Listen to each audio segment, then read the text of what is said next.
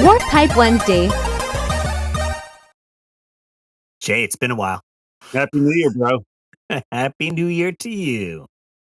We technically missed one Warp Pipe Wednesday Oh, we for the new year we did. because it Oh, would have today, aired wasn't it? today. Yeah, we would have had to record last night. And I was just like, whatever. It's a Warp Pipe Wednesday is our extra show. Our That's right. mainline thing is the weekly Warp Pipe, which we haven't missed yet. So, Well, we're sorry that we missed, but we hope sorry if you guys missed us. maybe absence made the heart grow fonder. There we go. You're like, oh man, I really jonesing for that weekly war pipe. Get you fixed now. That's right. So how was your little vacation there? It was good.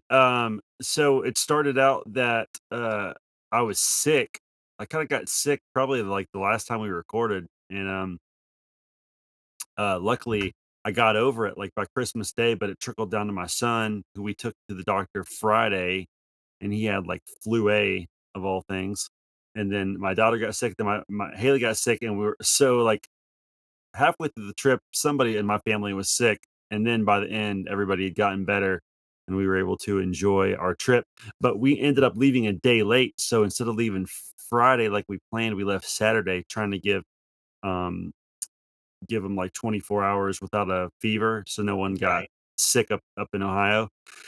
And so we left at 6 p.m. on Saturday, and Ugh. leaving at 6 p.m. to drive 10 hours is the worst idea ever, because you automatically stop at least an hour, making like at least two stops for gas and food. We stopped at McDonald's, and I have a bone to pick with McDonald's. I've learned that McDonald's does not care about its customers inside the store. Okay. All they care about is the drive-through window. So, So you were they just will waiting by the so cash register well forever? well, here's the other thing. Now, because like it's 2024, and even in 2023, it's like we all gotta have these kiosks so everybody Mhm, checks mhm. themselves in and out. So there's not even anybody at the front register waiting on you whatsoever, like back in the 80s and 90s when things were cool. And so you're getting your order. I swear to you, Russ, I bet we waited 30 minutes in McDonald's before we got our food, knowing if I would have went through that drive-through, I could have got my food in 5 minutes and just walked inside and sat down to eat. That is terrible. So the moral of the story, if you go to McDonald's, go through the drive-through, even if you want to eat inside, because they will ignore you to the fullest. Now, did you use the kiosk in the store, or you waited till someone, like, came to the No, I register? used the kiosk because I was And like, it well, no still one's took standing long. there, and it still Yeah. took long. And so that so long story short, we got to Ohio at 4:30 in the morning. Would have got there at 4 if it wasn't for McDonald's. I will say the McDonald's by me just did a full remodel, and it looks terrible now. It's just Yeah, it's like, so boring. gray, boring building, looks like a prison, and the old facade is gone. They used to have an awesome play area in the front of it. That's Yeah. all gone, and I'm like, "Wha I don't know what's architecture now." Like, it's just everything's, like, straight lines, plain, dull. We need Russ Lyman designing our next McDonald's, 'cause ba da ba da ba, I'm not loving it anymore. I did see someone post that in someone's town, they had a Pizza Hut and they retrofied it. They, like, actually brought back, like, the design from the, like, '80s, and they had the No, salad that's bar and the cool. glasses, and I was like, I feel like if they did that, more people would go for the nostalgia factor. Absolutely. It's Give me like a bucket give me a bucket personal pan pizza, I'll be there tomorrow. so it's like, I don't know, like, even the Taco Bell I miss from the '90s with the bright colors, everything is just so, I don't know, bland now. I saw a picture of a Wendy's recently, and there was, like, this whole, like, side of Wendy's that was, like, almost had, like, a glass roof, Mhm. and it was like it had its own sunroom where you could eat, and it was like I'll have to find the picture and Google it and send it to you, because I'm I trying to was like remember. I think there's I was one like, by "Oh me that my." has I that. was like, "Oh, wow, I didn't even forgot Wendy's used to have this." I'm gonna try to find it right now. I know there was a Boston Market on the post road by me that had a glass room like that, but has since closed. I think all the Boston markets have closed down, which I'm very sad because I can't get meatloaf from Yeah, there I anymore. love the market. This is the picture I saw, Russ. When I show Oh, you okay. the camera, you should recognize it. I move my hand there for a little fade. Come on. There we go. Nice. Luxury right there, eating your Yeah. $5 bag, Yeah, bring it Wendy's back, bag. Wendy's. Bring back the freaking glass sides. That was so rad. So you got there 4:30 in the morning and Got then there crashed 4:30 like in the morning. I had drank so many Red Bulls to stay awake. I Um, imagine. when I got to Cincinnati, we were like still 3.5 hours away because once you get to Cincinnati, you still have to cross almost the entire state. So I went through the Columbus. The only thing I could think about when I was in Columbus was I want to call Eric and Jared and ask if I can just sleep in their house tonight. But I couldn't because everybody was sick. And that's why they want to get their family sick. So Oh, because true. I would have stopped at Jared's house from Retro Gaming Pandemic and slept in his house because he has lots of room. So but There you go. but yeah, got there and I bet I didn't go to sleep till 5:30 because I was still jacked up on Right. caffeine. Oh, yeah. But then would you sleep till like 10, 11 in the morning and then got the Probably day started? probably 11, yeah, and then got up and then was still kinda like I bet I took a little, like, nap on the couch for, like, 30 minutes around 3 o'clock or something because I was still wiped. I think it stayed with me for about 3 days, like, just the fatigue of the trip, Oh, I bet. I bet. but, got there. Santa Claus knew we were in Ohio somehow, so we still got all our presents How and, about that? it worked out well. Nice, nice. Yeah, I said we ended up recording. No, I think we talked about it, but me and Jay recorded like 6, 7 episodes, or maybe 6 episodes, just to be ahead of the game of everyone's schedule. So the final week of Christmas, I had to work Monday through Friday, 4 p.m. to 12:30 midnight every Ah, night, those late schedules. and again, I kind of almost felt sick, like Thanksgiving almost had the same effect because of the switching schedules, Get that fatigue going on. fatigue, like going to work that late in the afternoon and then you're staying up. I'd leave and get home at 1:30, and then, I got to try to fall asleep. So I'm winding down a bit. It was just a pain, but I was happy I had Saturday and Sunday off. And then Christmas was Monday. So I had that off. And then I also had Tuesday, Wednesday, Thursday are my normal days off. So I was Nice. able to just relax, recover, and enjoy the time. We ended up hosting Christmas Eve at our place here, and again, we're in a small condo, so we fit a lot of people here. We broke out a couple fold out tables, and my wife made some pretty good food. She did a ham with pineapple, Nice. and we had she did like a layered potato thing, kind of like Okay, a lasagna, but it's potatoes, I guess. gotcha. Like scalloped potatoes almost with, Yes. like, Yeah, yeah. cheese? Yeah. Sweet. So we were eating that and had a couple pies. So it was good just to relax. It was a little tough with Gwen because so many people in the house. So we were trying to put her to bed, but then she Yeah, didn't want to go to bed because people are there or they're being yeah, all loud. the excitement. So I had to bring my mom home because she can't drive at night. So I had left and I was gone for about an hour. I took a detour because there's a store that has a giant Merry Christmas light up sign, Cool. and I wanted to pull up and take some pictures. I was in the Mario Kart car, so I wanted to grab some photos. And then there's a bridge by us that they can change the lights on it by the beach. So they did it red and green. So I was like, Oh, that's fun. let me take some photos. And I have my underglow on my car. So you can change the color of the underglow. So I did it with green on it essentially. So it's that more like Christmas feel essentially. Oh, yeah, that's cool. Yeah, so I was doing that, zipping around, and then by the time I got back, the baby was up. So they're like, "Oh, just in time." So I had to like hold baby and like try to close the door and block the noise because everyone's chatting. So she finally went to bed at like 10, and Which then is late for a baby. right, and then we were cleaning up a little bit. I think, but then we put on. I want to say we watched Elf. Yeah, I watched a bunch of Christmas movies like the week of Christmas. I finally got to watch My Christmas Story with Ralphie and shooting us out with the Red Ryder BB gun and some Mhm. other good stuff. But Yeah, we did watch Home Alone 1 and 2. I didn't see two this year. I didn't see Christmas Story. Try to think what else we ended up watching for Christmas movies. That might have been it with Elf. I think that might have been the last one. We watched The Grinch with the it was like a cartoon version of The Grinch that was released recently, but it's pretty good. We saw that in the theaters a couple of years ago, and my kids really like it. So Yeah, I there's thought a it was game. a good modern adaptation. I'd say they released the game on modern systems for that on Switch and PlayStation stuff. Yeah. David Puzo said he got it. He's like, this game's not for kids because it has some mechanics that are like hard for a child to grasp. I was like, well, Uh, I heard it was short, so you could probably just beat it in one sitting.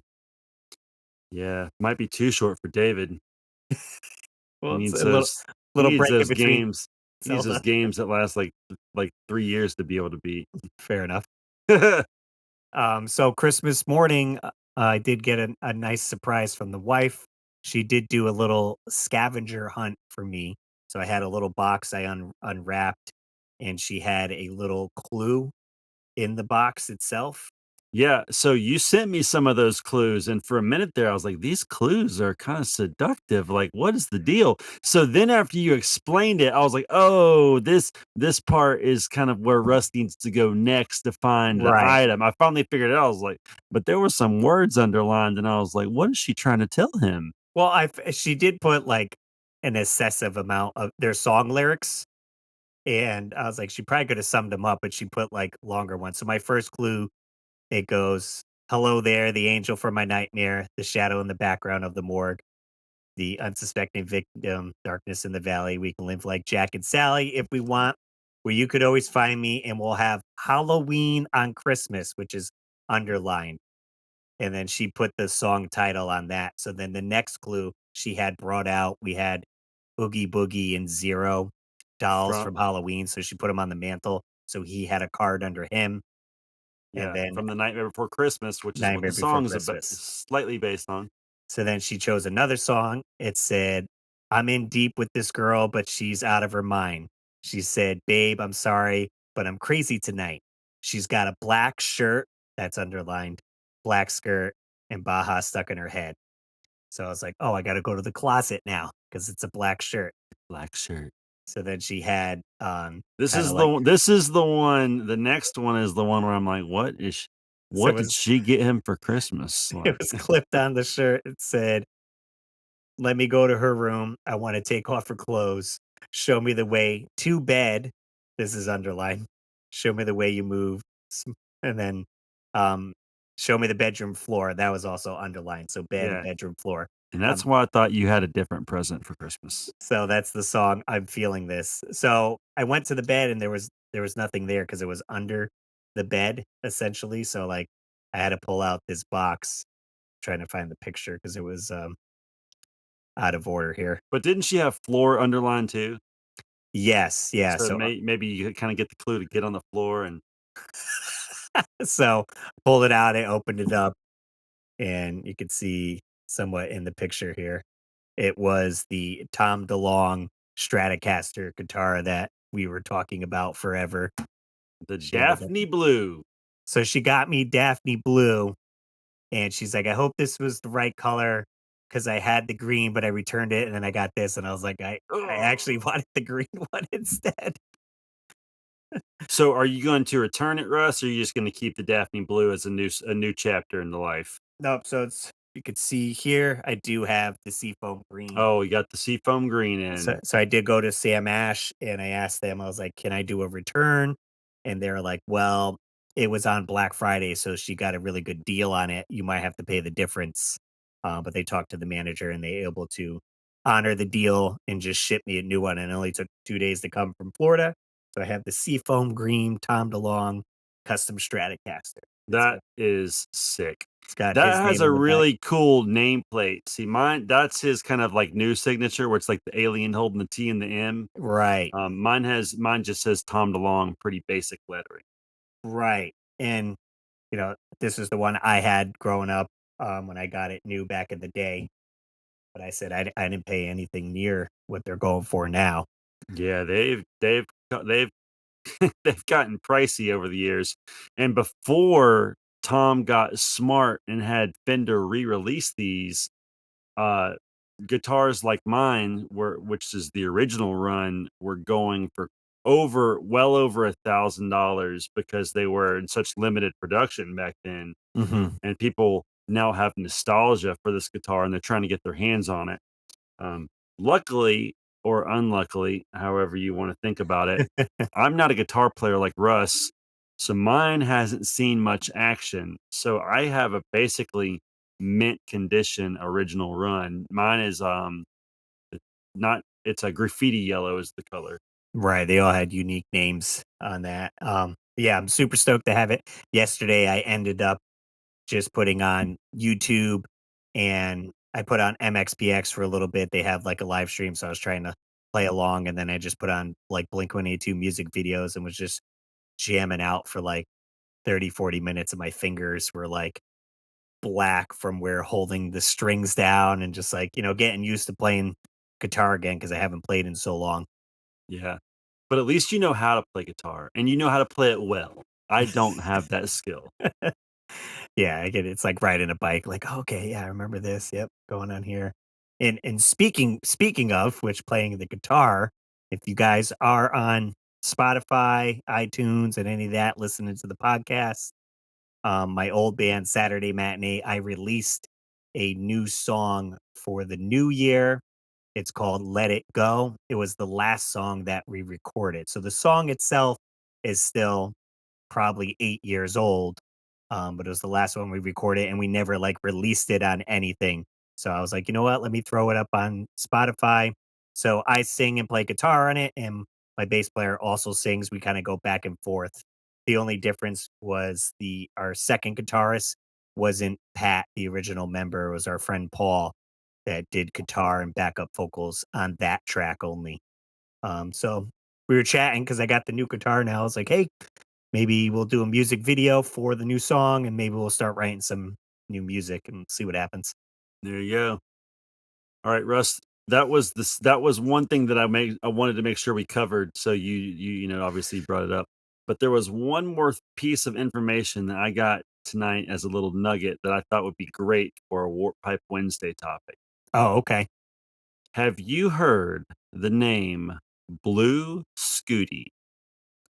BLUESCUTI. Is this having to do with Tetris? This has to do with Tetris. So when we were out there, me and Steph were out at Portland Retro Gaming Expo watching the Tetris finals, and I'd seen him playing. He was in one of the finales, and we were watching him play for a little bit. So you know who he is. That's pretty awesome. I had never heard of this person until today. But on December 21st, 2023, Blue Scooty became the first person to get the game crash in the NES Tetris. Right, because before this, essentially, they would just get to a point where you couldn't even play the game anymore because it was going so fast. So Yeah. then they would just call it game over. But this, he actually disrupted the code of the game, so the code crashes and can no longer be played, making it the first kill screen where the player beat the game and not the opposite way. So you must have heard of this week.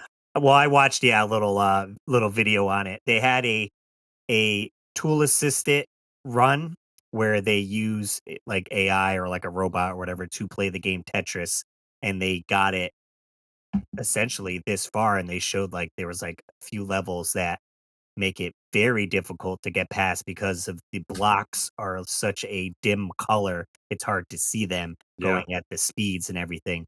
But some guy broke down how the code is and clearing certain lines, like a number of lines at a certain time will crash the game. And I guess Blue Scooty knew this knowledge, and he got to a point where he actually cleared too many lines, passing the point where the game would crash, so the next Yeah. crash wouldn't happen for X amount of time, so Oh, he had to wow. survive that longer, and then he finally did get it to crash. That's crazy. 13-year-old from Oklahoma playing retro Tetris in 2023, the very end of the year. That's crazy. Yeah, him and I forgot the other player, but they were kinda going neck and neck to see who would, reach it first, so So I guess his real name is Willis Gibson. So that's still gnarly to me that kids are still playing Tetris. and he said he plays a good couple hours a day, and he's live streaming too. I don't know. I'm sure Blue Scooty is his handle on Yeah, I Twitter, think it on is. Twitch and all that. Um, but everyone now is using the technique of rolling, where they're rolling their fingers on the back of the NES controller, which gets them to do the input quicker than just, like, tapping with your finger to get the piece to move faster, apparently. That's the Wait, new, like, standard. I need to see this because I can't quite visualize what you mean. Right, because when we were watching them in Portland, a lot of people you would see actually had a glove. They were all wearing gloves like Michael Power Jackson. gloves? No, like a Michael Jackson glove almost. Like one glove, and they all were doing the rolling, getting this tapping onto the controller, and it makes it move faster. So that's the new technique. Wow. Because if you watch, um, what is the documentary with Thor Accolade, I think is his last name, was Hmm. the like one of the former champions with Yeah, Tetris, and they go through all that, and they weren't even using that technique in that documentary. So pretty neat. So retro gaming, yeah, and it made it to like it was like in CNN news or like some news channels talked about yeah, it too. So pretty cool. that's wild. But yeah, anyway, I thought that would be a fun topic to talk about today. So Sweet. A fun little Warp Pipe Wednesday. We appreciate everyone hanging out. Quick shout out to our Patreons. We got Dan and Nicole's Treasures Untold, Joe Sheevy, Trace Livingood, Samantha Chang, Rodney Torres, Retroholic 16. I do have to edit this. And Austin Mills. I don't have you on here. I have you on my live stream when I'm live streaming. I didn't update this yet. So we appreciate you. And any Patreon support, if you guys want to support us as little as $1 a month, you can head over to patreon.com/Russ Lyman. Helps the show out. And then, of course, every Saturday at 7 a.m., we have new episodes of the weekly Warp Pipe or Mainline podcast. that's right. And that's about it. Wraps it up. If you guys got any topics, let us know. You can call into the show and leave us a message 949-682-9277. Leave us a voicemail. We'll play it on the show. It'll be a That's good time. right. It will be a good time. As always, guys, I'm Russ Lyman. And keep your world fun bit by bit. See you next episode.